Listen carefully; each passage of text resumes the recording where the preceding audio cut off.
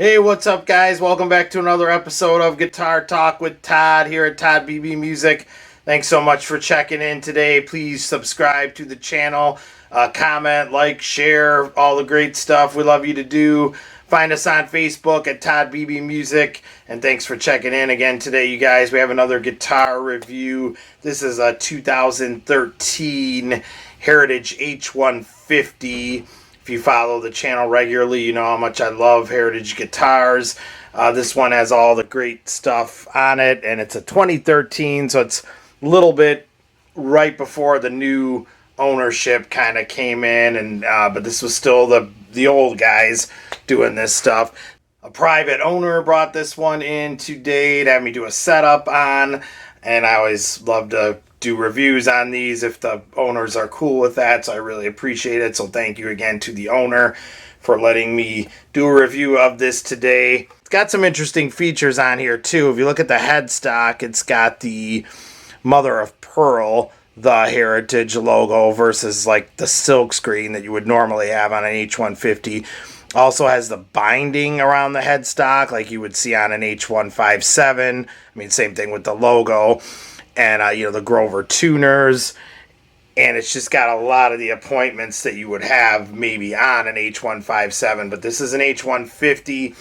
This is beautiful grain here. You could see, we'll get some more close-ups of it in the case like we always do.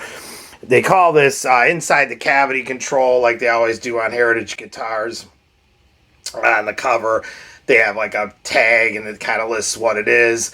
So this does have the Seymour Duncan 59s in it that I checked out, and they called this Faded Cherry. I've also seen it called Trans Cherry, transparent cherry.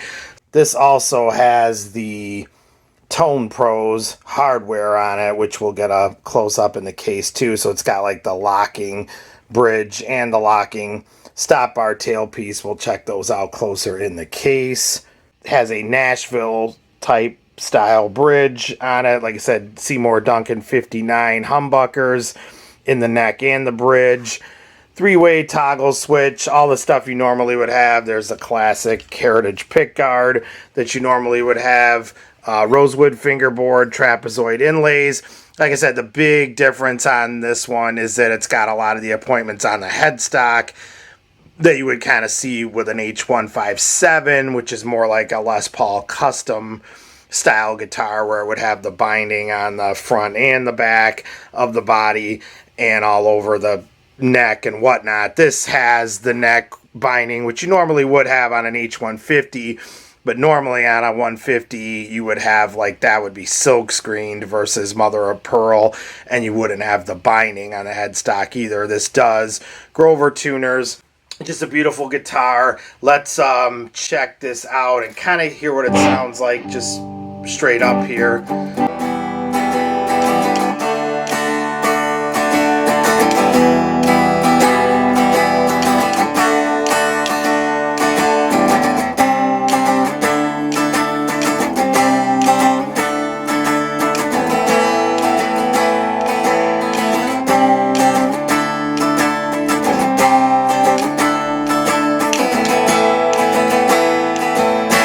That was the neck pickup, bridge pickup, always a little bit brighter, of course.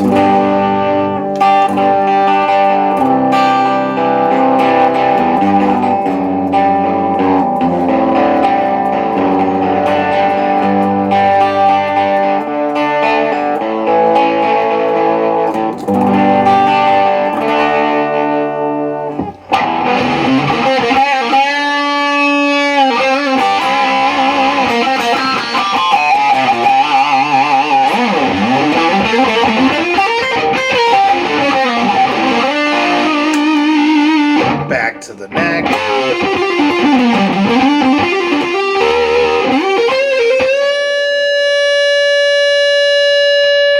Great sustain out of those Duncan 59s. You'll see Seymour Duncan pickups, these in particular, the 59s, pop up in a lot of Heritage guitars, and for good reason. I mean, you can never go wrong with Seymour Duncan pickups. They're one of the industry standards, and with good reason. And phenomenal stuff that Seymour Duncan always puts out, and they sound great in this one for sure. I just love the neck pickup on this. This has a nice, beautiful, creamy tone.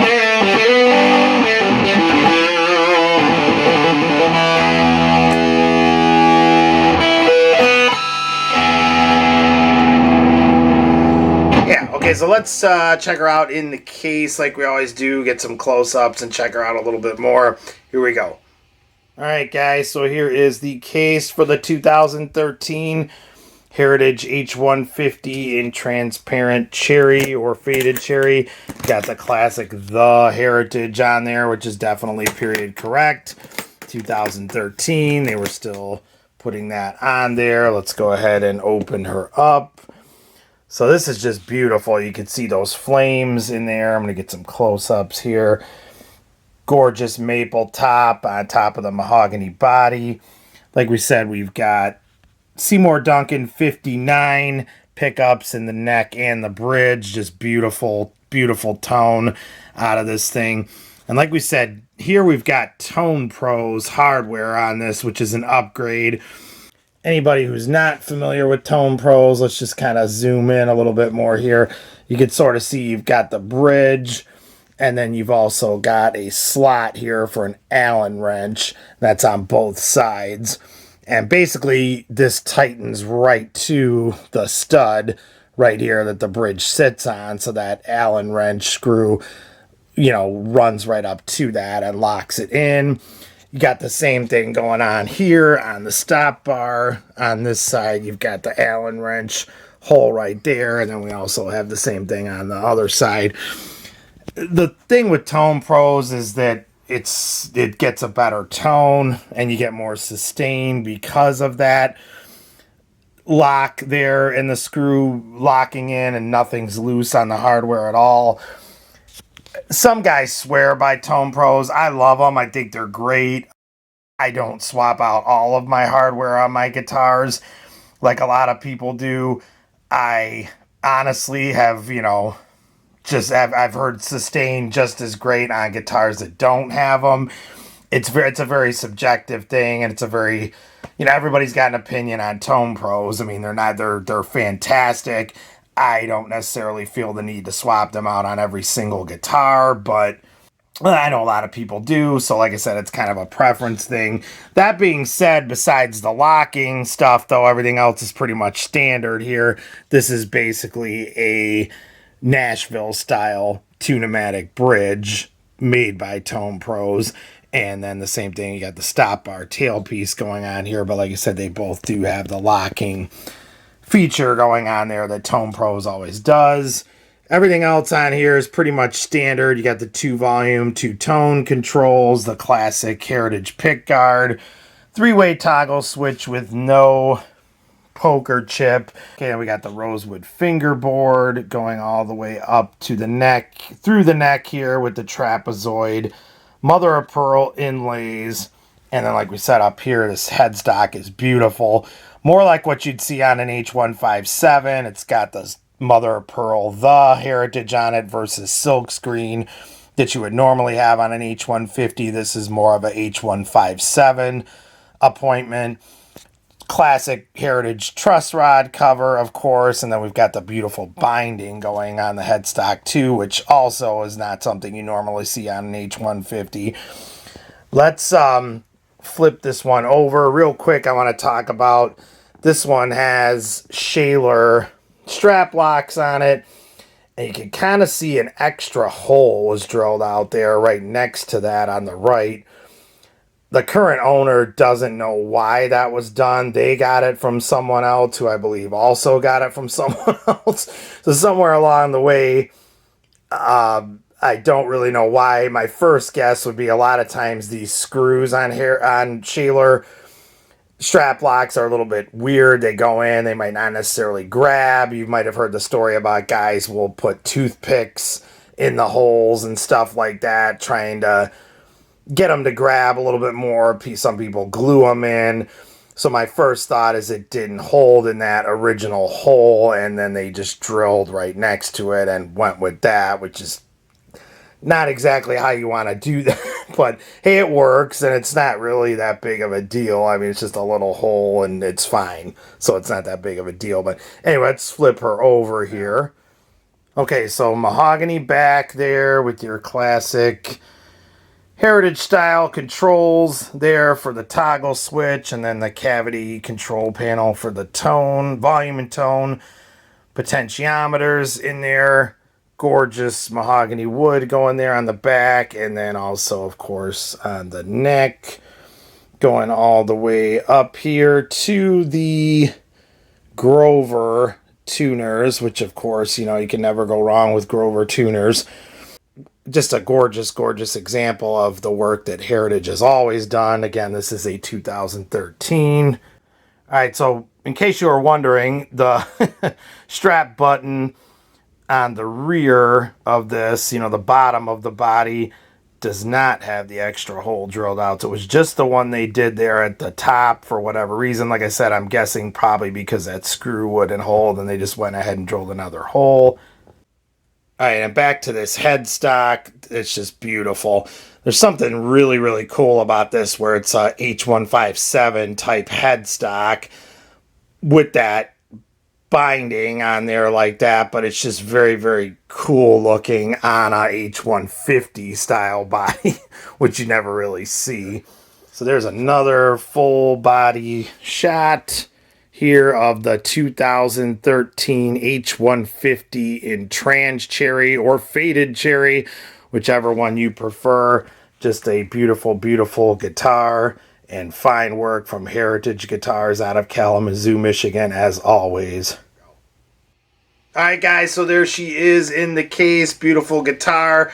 Let's take her for a test drive here. I'm going to play some slide like I always do, and a little bit of blues stuff, and even kind of a country track here, and feature, kind of a little bit of the more trebly, brighter tones on this one. So here we go, the 2013 H-150 in transparent cherry. Check her out.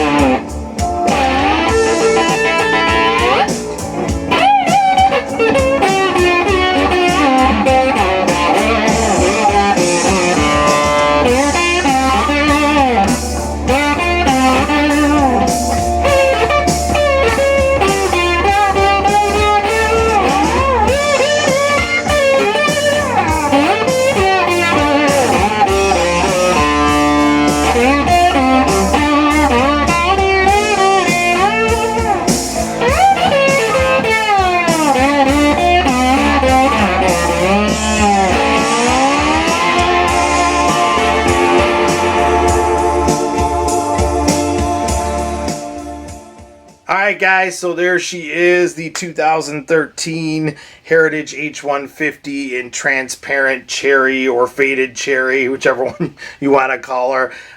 Beautiful, beautiful guitar. Heritage guitar still going strong today in Kalamazoo, Michigan. Make sure you check them out. Thanks so much for checking in today, you guys. As always, please subscribe to the channel.